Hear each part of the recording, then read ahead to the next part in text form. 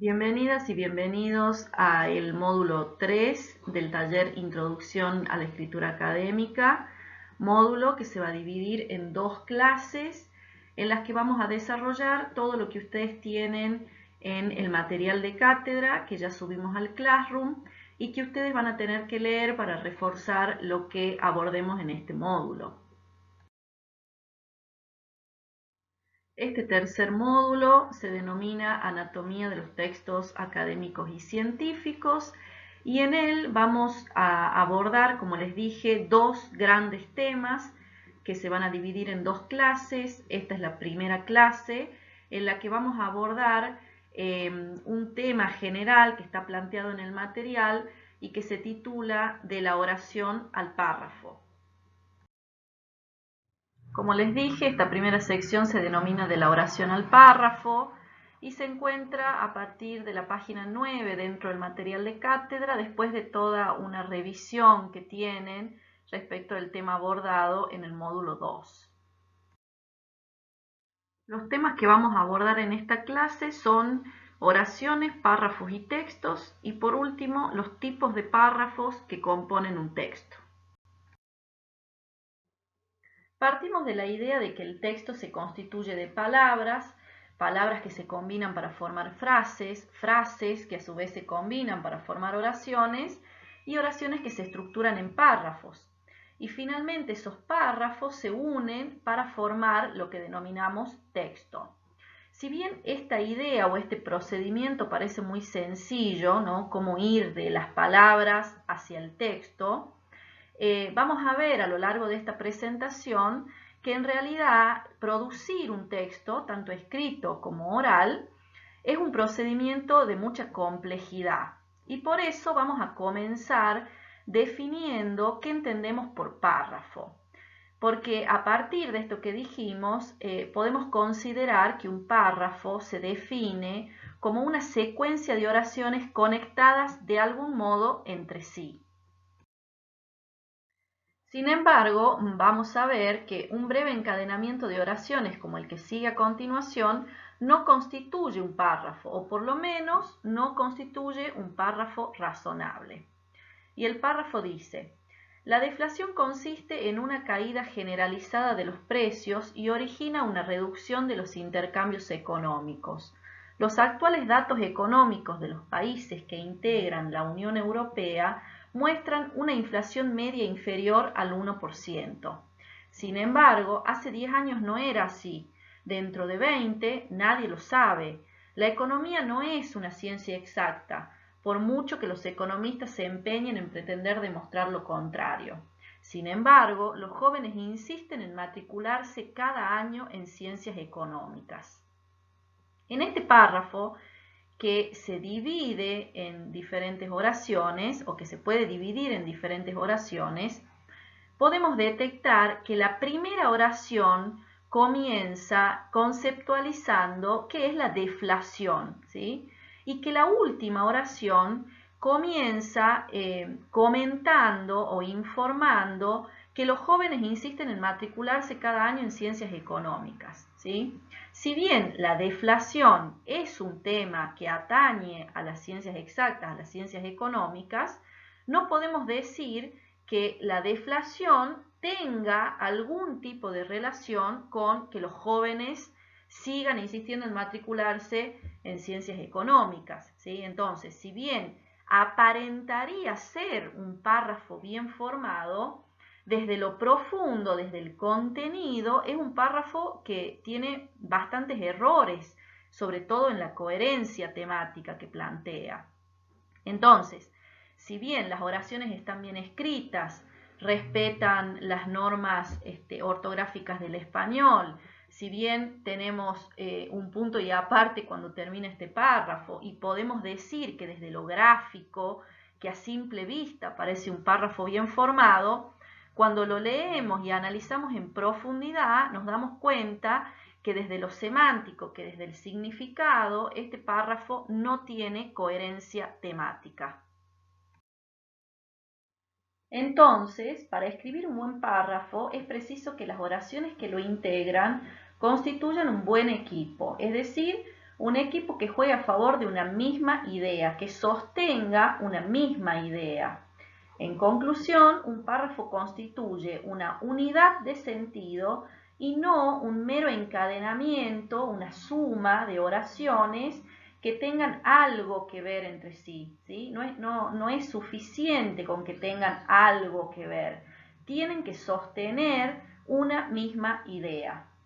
Entonces, para la elaboración de los párrafos, no solo hay que tener en cuenta que deben ser coherentes desde lo temático, desde el sentido, sino que además que en el interior del texto es preciso repartir en cada uno de esos párrafos de una manera equitativa el contenido, es decir, el tema general del texto. Por esta razón, los párrafos deben ser coherentes, deben ser relevantes, es decir, que la información que brinde cada párrafo sea relevante para sostener el tema general del texto y además deben organizar de manera adecuada la información. Entonces, desde el punto de vista del significado, un párrafo, como ya dijimos, constituye una unidad textual que puede manifestarse bajo diferentes formas dependiendo de su posición dentro del texto como de la intención comunicativa que persigue el escritor de ese texto.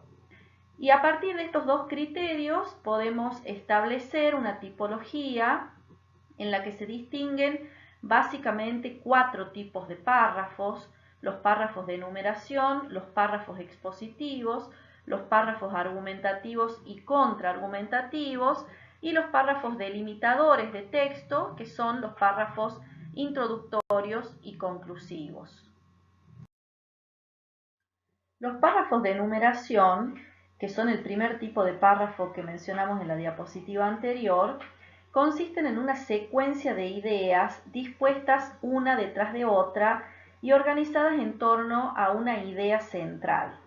La idea organizadora o idea central puede aparecer ya sea al principio del párrafo o al final del párrafo, y es esta idea la que justifica que aparezca toda una serie enumerativa.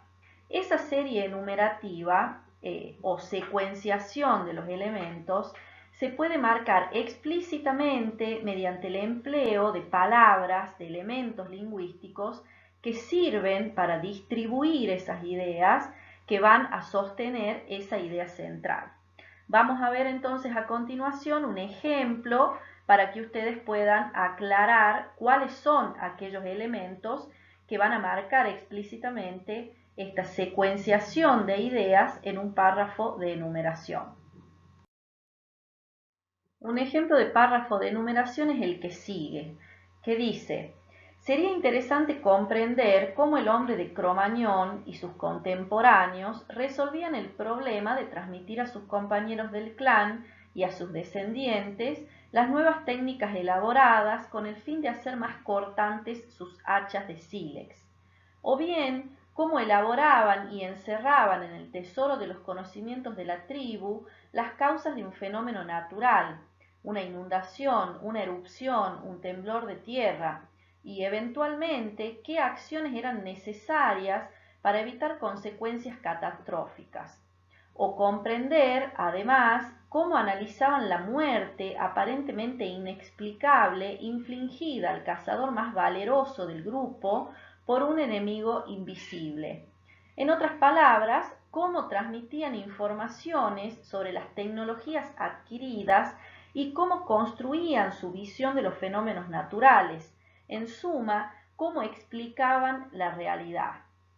En este párrafo vemos que la idea central está planteada hacia el final del párrafo, que es justamente esta idea de entender cómo el hombre de Cro-Magnon transmitía informaciones sobre las tecnologías adquiridas y cómo construían su visión sobre los fenómenos naturales.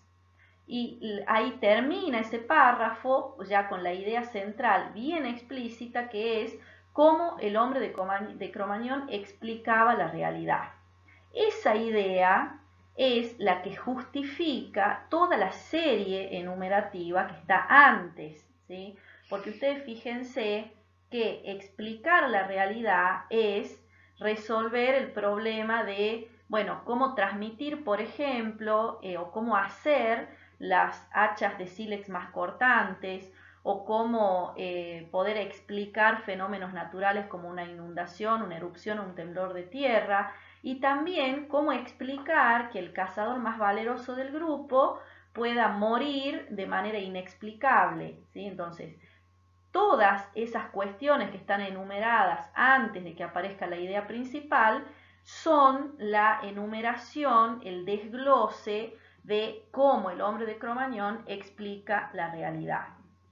Y los elementos lingüísticos que nos indican que ahí hay una enumeración de ideas, que para sostener esta idea general que aparece al final, son o bien, y, eventualmente, o, además, ¿sí? Y por último, para concluir ese párrafo, esta frase que dice en suma.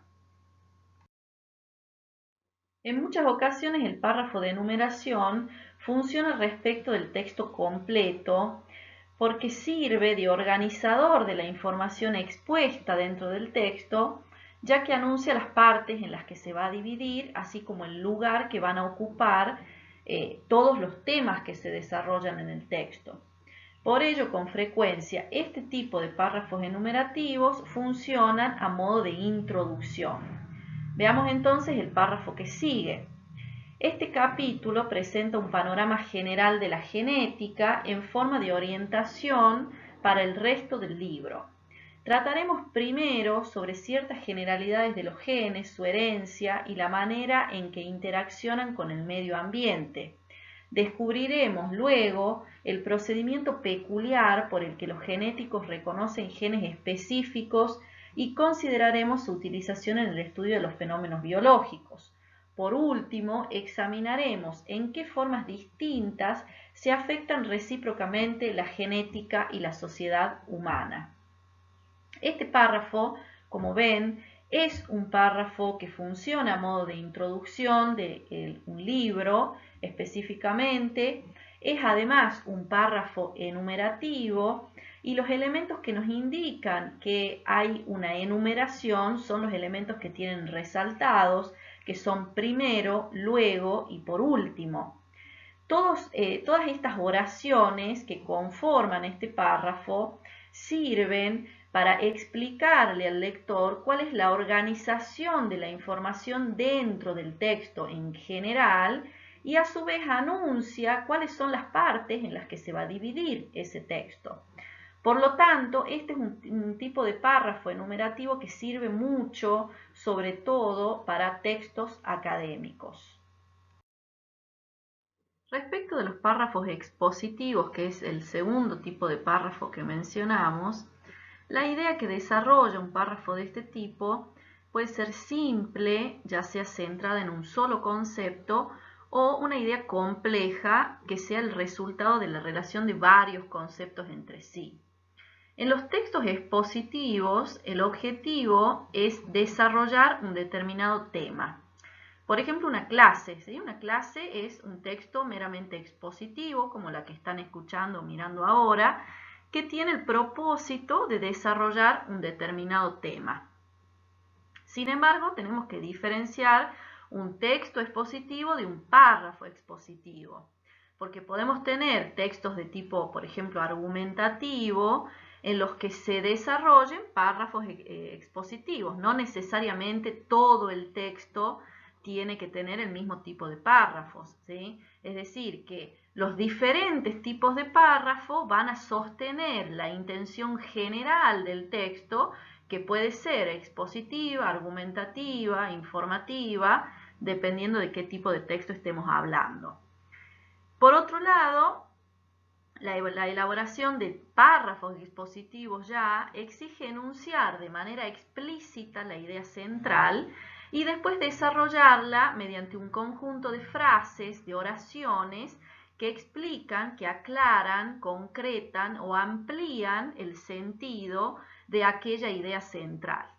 De este modo, en el siguiente fragmento vamos a ver que el tema queda enunciado en la primera frase y que el resto de las oraciones que componen el párrafo se dedican a explicitar, a explicar las consecuencias que comporta dicha necesidad. El párrafo expositivo dice: comer es una necesidad tan básica que todas las sociedades, desde la más remota antigüedad, han procurado satisfacerla a toda costa. Así surgieron las diversas culturas alimentarias basadas en siglos de experimentación práctica que dieron lugar a unas normas transmitidas de generación en generación y a la utilización de los alimentos que su entorno producía. Nuestra famosa dieta mediterránea es un producto exitoso de una cultura, un clima y una tierra privilegiados. En este párrafo vemos que la idea central está planteada en la primera oración y tiene que ver con que comer es una necesidad tan básica que todas las sociedades han procurado satisfacerla a toda costa. Y las dos oraciones siguientes están planteadas para ampliar un poco esta idea, ¿sí? Esta idea de que comer es una necesidad básica para todas las sociedades y de alguna manera reforzar que esto que se está planteando como idea principal tiene explicación en estas otras dos oraciones que completan el párrafo.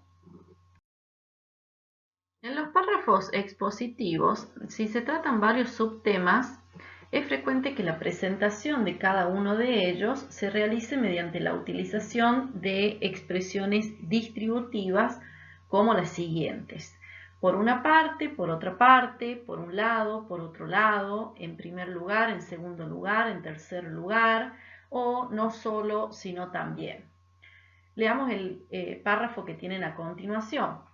No obstante, lo más característico de la historia de la humanidad a finales del siglo XX no es solo la revolución que han ido experimentando los medios de información y comunicación, sino también su estricta vinculación con el uso del ordenador como instrumento mediador en el trabajo intelectual y científico.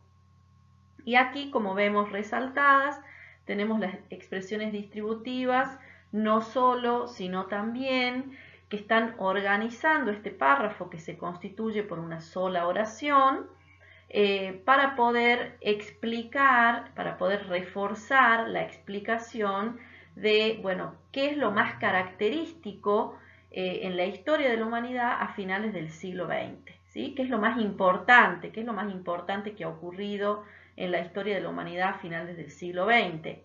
Que por supuesto se estructura a partir de estas expresiones distributivas, en este caso particular, que son no solo, sino también, y que sirven, como les digo, para estructurar, para explicar cuál es la idea general del párrafo. Por otro lado, los párrafos argumentativos y contraargumentativos se caracterizan porque persiguen la finalidad de persuadir. Pretenden entonces convencer al receptor o al lector de la validez de una tesis. Y hablamos de tesis cuando hablamos de esa idea que se pretende sostener a partir de la argumentación. La diferencia entre ambos tipos, es decir, entre los argumentativos y los contraargumentativos, radica en la estrategia elegida en cada uno de ellos para llevar a cabo la finalidad de persuadir. En los párrafos argumentativos se consideran argumentos a favor de una tesis. En cambio, en los contraargumentativos, la defensa de la tesis se basa no solo en la presentación de los argumentos probatorios de esta tesis, sino también en la presentación de argumentos que podrían poner en tela de juicio la validez de dicha tesis. Un ejemplo de párrafo argumentativo es el que tienen en la diapositiva y que está orientado a defender la tesis de que en el siglo XX se han desarrollado pocas representaciones positivas de la figura femenina. Y el párrafo dice: el siglo XX, siglo de la psicología y de la imagen, confirma ante todo que la cultura occidental ha desarrollado pocas maneras de representar positivamente a las mujeres. La nueva valoración de la sexualidad y la aceptación del deseo femenino han ido acompañadas de una fuerte presión a favor del matrimonio, así como de renovados ideales de belleza, mientras entre las definiciones visuales de la feminidad moderna se impone la de una ama de casa profesional, reina del hogar, experta e insaciable consumidora, a quien la publicidad le vende, entre otras cosas, representaciones de sí misma muy cercanas a determinados modelos antiguos. Este esquema, es decir, este párrafo, se organiza del siguiente modo. Se enuncia la tesis y después se enumeran los argumentos que van a corroborar, que van a sostener esa tesis. La diferencia con un párrafo explicativo, respecto de la diferencia entre un párrafo argumentativo y explicativo, tiene que ver con que la idea que se expone no es una idea conocida por todo el mundo, sino que tiene que ver con una hipótesis, con una idea, ¿sí?, que sostiene el autor del texto, el emisor del texto. Y hay una palabra en la primera oración de este párrafo que nos está señalando de alguna manera que este es un párrafo argumentativo y que es la palabra confirma, ¿sí? Es decir, el emisor de este párrafo, el productor de este párrafo, tiene la necesidad de colocar esa palabra. ¿Por qué? Porque lo que necesita es que el lector entienda que esa tesis que se está planteando es una tesis verdadera, ¿sí? Es una verdad, es lo que ocurre realmente con las representaciones positivas de la figura femenina en el siglo XX. Todo lo demás está colocado, está diseñado estratégicamente a modo de argumentaciones para sostener esa tesis central. Por otro lado, los párrafos contraargumentativos, a diferencia de los argumentativos, basan su intención persuasiva en la presentación de argumentos que aparentemente van a poner en entredicho, que van a contradecir la tesis central. Sin embargo, esos argumentos se descartan finalmente por ser considerados insuficientes para invalidar la tesis, con lo que queda demostrada la validez de esa misma tesis. Se trata entonces de una estrategia destinada para reforzar el punto de vista sostenido por el autor, que de este modo no solo aporta argumentos a favor de su idea, sino también en contra de esa tesis. Es decir, esos argumentos que podrían contradecir esa tesis también se tienen en cuenta dentro del texto. Entonces el autor se adelanta de esta manera a posibles objeciones que le podrían hacer a esta tesis central. A manera de ejemplo, veamos el siguiente fragmento, que es ejemplo de un párrafo contraargumentativo. El párrafo dice: en los tiempos que corren, parecería cinismo hacer una rehabilitación de la mentira, pues precisamente lo que deseamos todos es menos engaño en los medios de comunicación, en las relaciones humanas, en el ámbito político, y más claridad en las reglas de juego, tanto en la vida pública como privada. Sin embargo, este ensayo nos demuestra que la mentira está más presente en nuestra vida de lo que queremos admitir, y que una cosa es mentir por convención, por protección o piadosamente, y otra mentir para engañar o dañar a los demás. Muchas veces nos mentimos a nosotros mismos y a los demás para darnos ánimo, aparentamos con maquillaje ser más hermosa de lo que somos en realidad, hablamos con eufemismos, y sin ir más lejos, no se nos ocurriría jamás condenar la literatura por ser pura invención. Ya lo dijo Borges: no exageres el culto de la verdad, no hay hombre que al cabo de un día no haya mentido con razón muchas veces. Bueno, en este párrafo vemos que la autora comienza planteando la tesis de que en los tiempos que corren es muy difícil que se admita la mentira como una forma válida de comportamiento social, dado que todos exigimos más sinceridad, más verdad en estas relaciones humanas. Pero después plantea la tesis, a partir de la oración que comienza con sin embargo, la tesis de que la mentira está muy presente en nuestras vidas, y eso prueba que además es una herramienta, es una manera que encontramos todos los seres humanos para darnos ánimo, para poder sobrellevar el día a día, ¿sí? Entonces, si bien ella comienza con un contraargumento, que es esta idea de que todos exigimos la verdad y la sinceridad, hacia el final termina valorando, elogiando la idea de la mentira como una herramienta que utilizamos todos los seres humanos en nuestra vida cotidiana.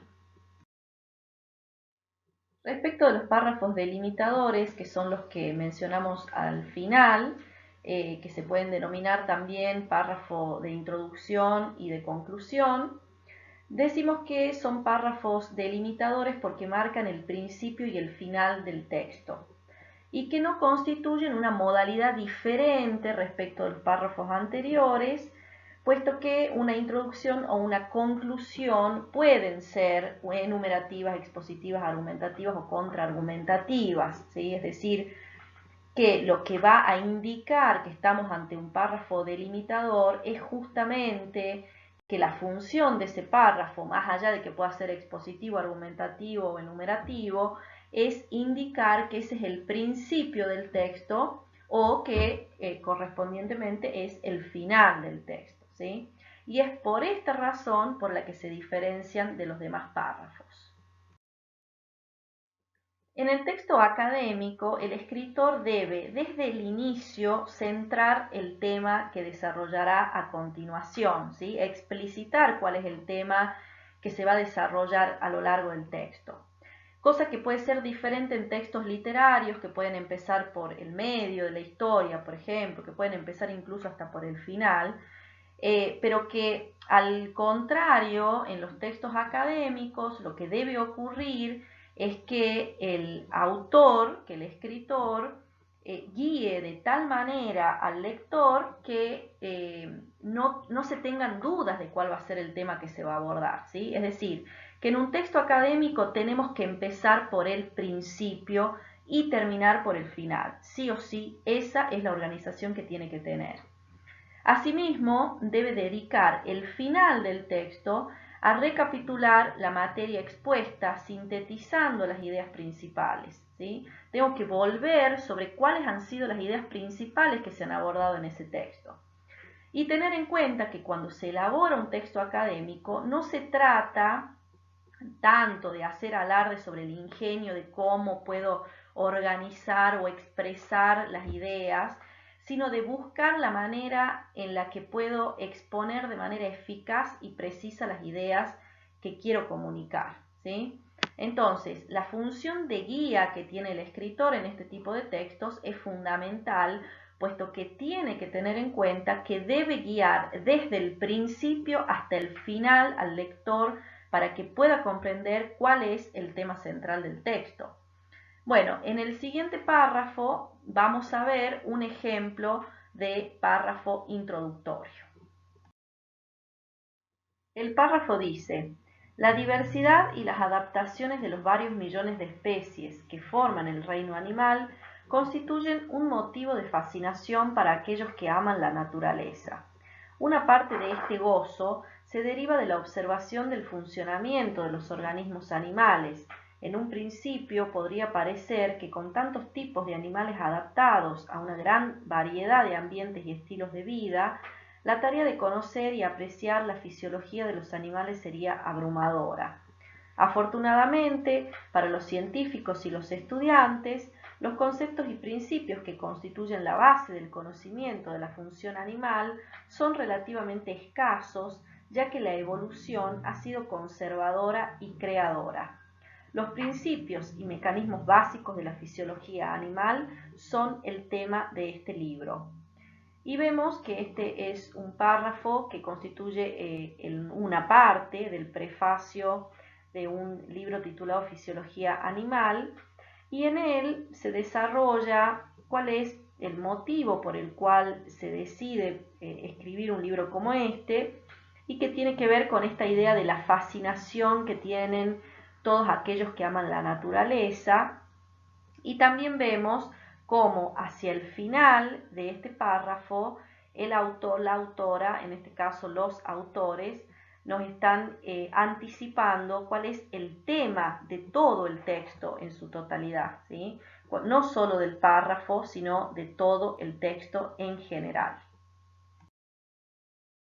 Bueno, y por otro lado, con respecto a los párrafos conclusivos o de conclusión, tienen la función de cerrar el texto, por lo que su redacción debe hacerse pensando en que este párrafo debe sintetizar el contenido expuesto previamente u ofrecer la solución de un problema que el texto haya planteado, por supuesto, siempre dependiendo de qué tipo de texto estemos hablando.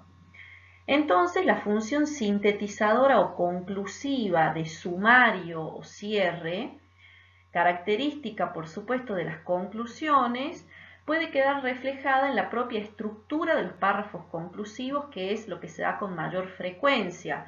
El hecho de que el párrafo de cierre o conclusivo comience con los conectores en suma, en conclusión, a modo de conclusión, en síntesis, en definitiva, o para cerrar, por ejemplo, o bien van a indicar que lo que viene a continuación es una consecuencia de cuestiones, de problemas planteados con anterioridad y se van a usar los conectores por lo tanto, en consecuencia, por consiguiente, por ello, entre otros conectores posibles para encabezar este tipo de párrafos. Ejemplo de párrafo conclusivo es el siguiente.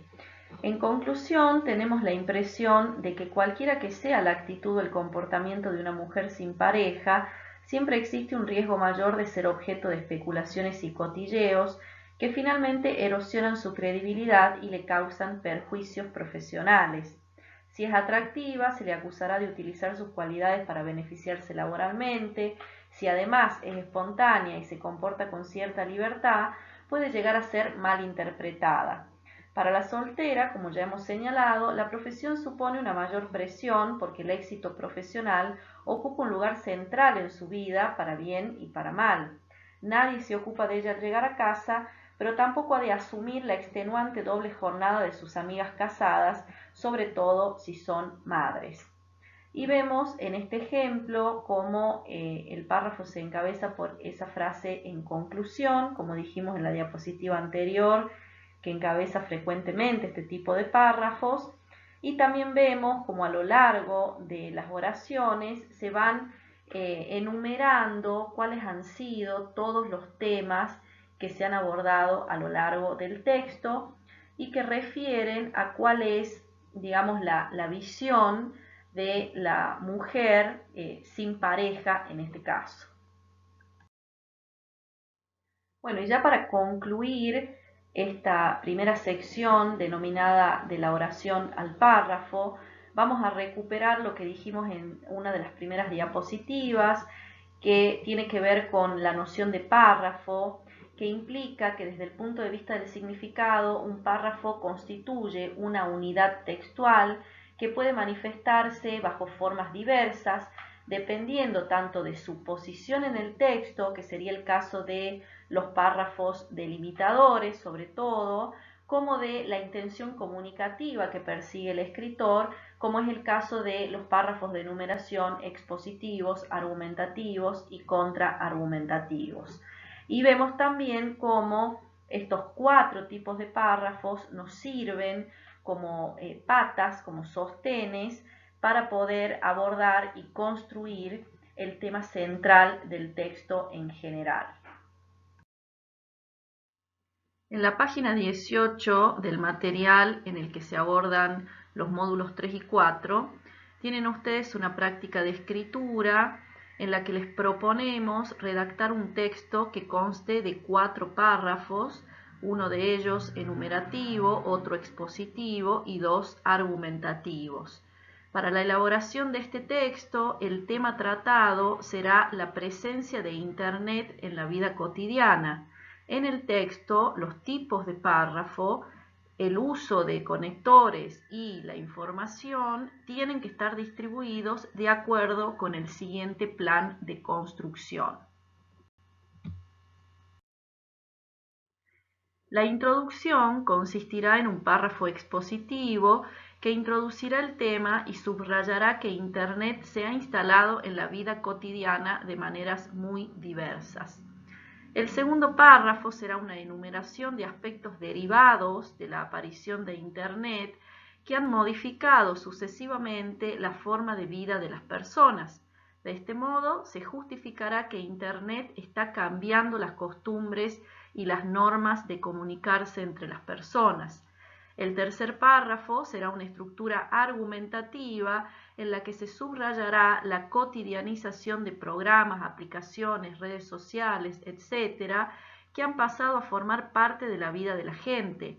Se argumentará así que Internet es una herramienta poderosa que puede usarse para bien o para mal. Por último, ya el cuarto párrafo, la conclusión, consistirá también en un párrafo argumentativo en el que se defenderá que Internet está presente en la vida cotidiana de las personas desde que despiertan hasta que se duermen. De este modo, el final del texto se relacionará con la afirmación inicial de que Internet se ha instalado en la vida cotidiana de formas muy diversas, dado que este va a ser el tema central del texto y es el tema que se debe sostener en los diferentes párrafos que les proponemos producir. El texto debe contener un título que llame la atención y que, por supuesto, indique de alguna manera qué es lo que se va a tratar en el cuerpo del texto y a lo largo de esos párrafos. El texto resultante deberá tener como mínimo 200 palabras y 400 como máximo. Esta tarea la van a realizar en el Classroom, van a tener que construir en un documento compartido que se va a generar en la misma tarea de Classroom, en un archivo de Word, este texto que les estamos pidiendo que consta de 4 tipos de párrafos. Este tercer módulo se denomina Anatomía de los textos académicos y científicos y en él vamos a abordar, como les dije, dos grandes temas que se van a dividir en dos clases. Esta es la primera clase en la que vamos a abordar un tema general que está planteado en el material y que se titula De la oración al párrafo.